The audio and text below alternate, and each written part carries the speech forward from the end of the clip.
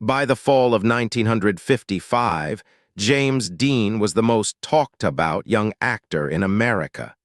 Fan mail arrived by the truckload. Teenagers plastered his face on their bedroom walls. A single film, just one, had made him a symbol of something an entire generation was struggling to put into words. He was 24 years old, and he had been famous for less than 3 years.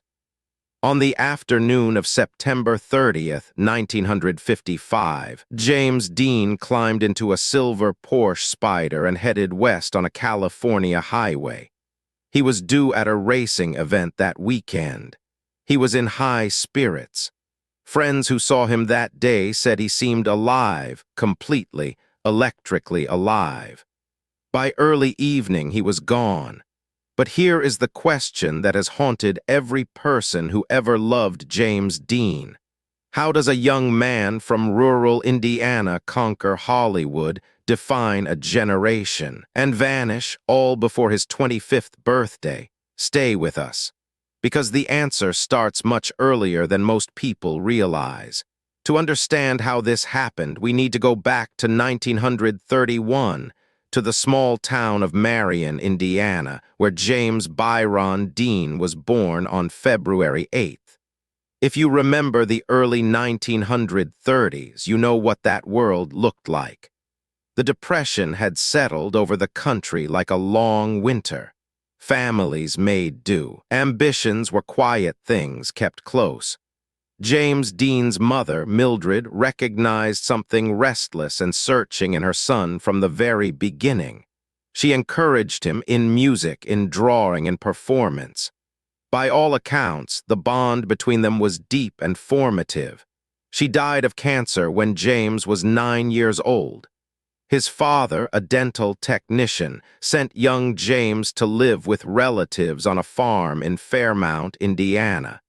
He was raised by his aunt and uncle, decent, loving people, but the loss of his mother never fully healed. According to biographers, Dean carried that wound quietly for the rest of his life. It would surface, again and again, in the characters he chose to play. In Fairmount, he found two things that would shape everything: a high school drama teacher who saw his talent immediately and entered him in statewide speech competitions, and a motorcycle, which gave him the first taste of speed that would become a lifelong obsession. By the time he graduated high school, James Dean had placed in a statewide drama competition. He moved to California, then to New York. And here is the second question worth sitting with. Would Hollywood, with its groomed leading men and studio system rules, ever accept a brooding, unpredictable young actor who refused to follow the script? New York in the early 1950s was the center of a revolution in American acting. The actor's studio had become a laboratory for a new kind of performance: raw, internal, emotionally honest. Marlon Brando had already shown the country what it could look like. James Dean walked into that world and absorbed it completely. He studied. He struggled. He took small television roles, bit parts, anything that kept him in the game. Those who worked with him during this period later said Dean had an almost frightening capacity for emotional truth. He didn't perform feelings, he located them. Then came the stage production that changed everything. In 1954, James Dean appeared on Broadway in The Immoralist. He played a small but electric role, and the reviews singled him out immediately. A Warner Bros. Talent scout saw the show. Within weeks, Dean had a screen test. Director Elia Kazan was casting East of Eden, an adaptation of John Steinbeck's sweeping novel about fathers, sons, and the hunger for love that can never quite be satisfied. Kazan later said that when he met James Dean, he recognized something immediately.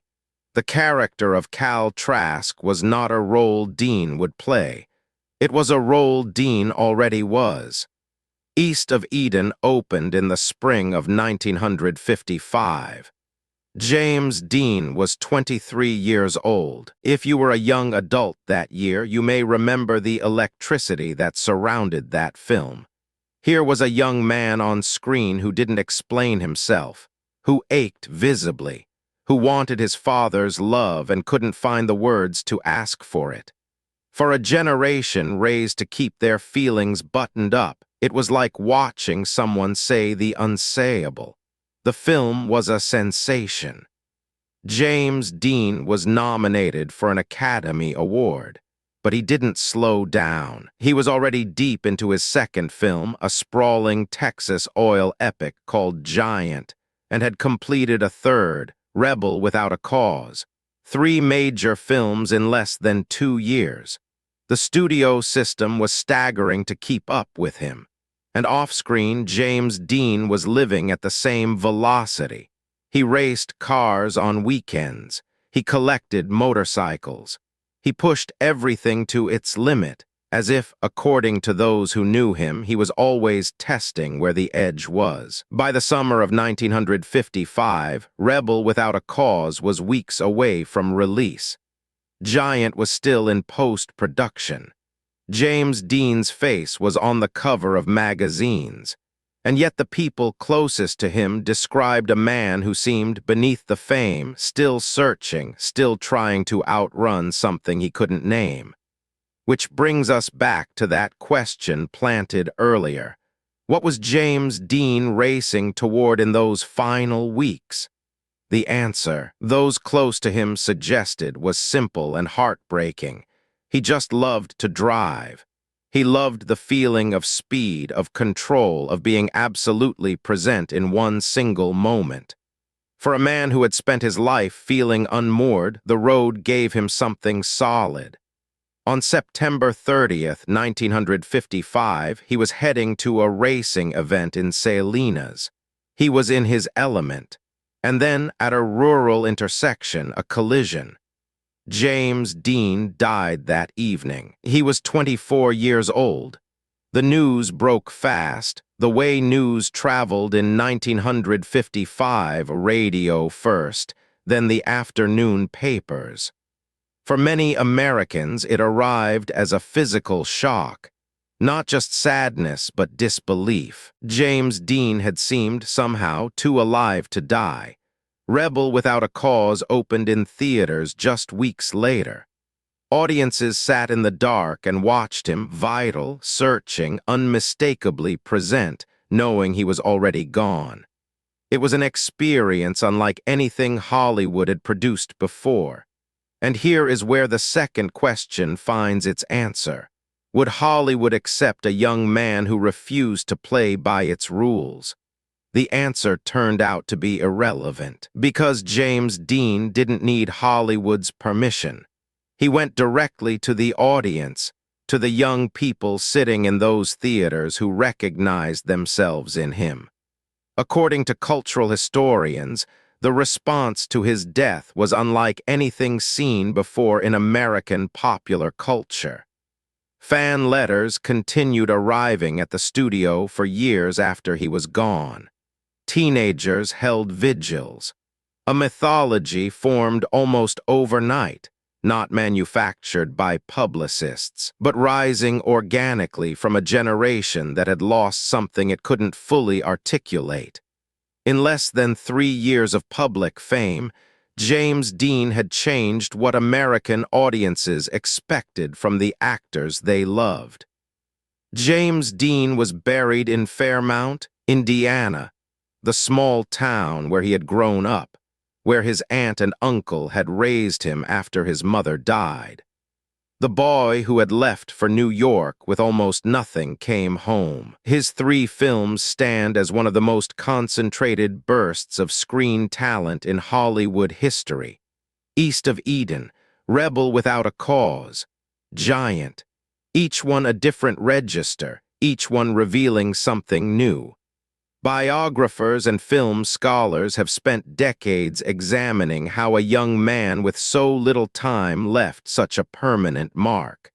Part of the answer lies in that wound he carried from childhood, the loss of his mother, the distance from his father. He brought that unresolved longing to every role. Audiences felt it because it was real. Part of the answer lies in timing. He arrived at exactly the moment a generation was beginning to question the silence and conformity of post-war American life. He gave that restlessness a face. And part of the answer, the part that is hardest to explain, is simply that some people carry a quality that the camera cannot manufacture. James Dean had it from the first frame to the last. And that is how a young man from Marion, Indiana, in less than 3 years of fame, became one of the most enduring figures in American cultural memory. Memory, if you were a young person in the mid-1950s, James Dean was more than a movie star. He was a mirror. He showed you something about yourself, about the longing and the confusion and the hunger for something real that no one else on screen was willing to show. Maybe you saw Rebel without a cause on opening weekend. Maybe you read about his death in the newspaper and felt, unexpectedly, like you had lost someone you knew. Maybe his face is still one of the clearest images you carry from that decade. For millions of Americans, James Dean was the moment when movies stopped being entertainment and started being personal. We want to hear from you. What is your strongest memory of James Dean? A film, a moment where you were when you heard the news? Leave it in the comments below.